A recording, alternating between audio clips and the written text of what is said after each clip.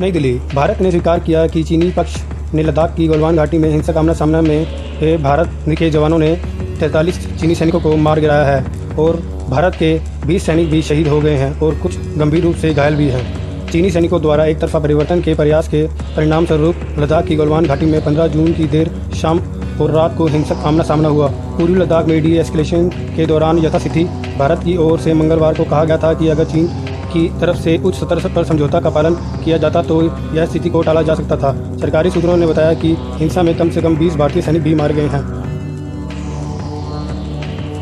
हताहतों की संख्या बढ़ सकती है।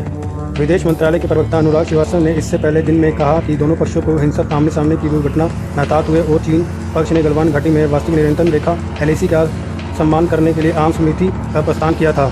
रक्षा मंत्री राज सिंह ने दिन के दौरान पूर्व लद्दाख में विकास को लेकर 2 बैठक भी की थी।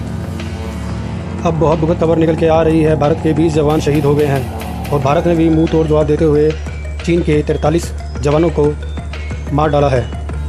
दोस्तों, आप इस रिपोर्ट में क्या सोचते हैं? प्लीज़ कमेंट बॉक्स में अपना जवाब दें। धन्यवाद।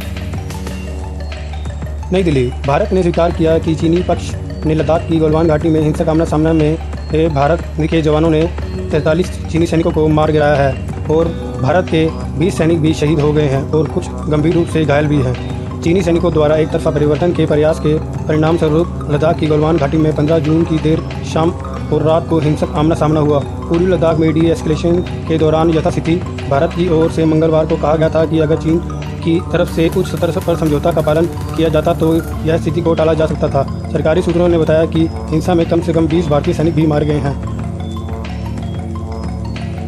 हताहतों की संख्या बढ़ सकती है। विदेश मंत्रालय के प्रवक्ता अनुराग श्रीवास्तव ने इससे पहले दिन में कहा कि दोनों पक्षों को हिंसक आमने सामने की दुर्घटना में हताहत हुए और चीन पक्ष ने गलवान घाटी में वास्तविक नियंत्रण रेखा LAC का सम्मान करने के लिए आम समिति का प्रस्थान किया था। रक्षा मंत्री राज सिंह ने दिन के दौरान पूर्व लद्दाख में विकास को लेकर 2 बैठक भी की थी। अब बहुत दुखद खबर निकल के आ रही है। भारत के 20 जवान शहीद हो गए हैं और भारत ने भी मुंह तोड़ जवाब देते हुए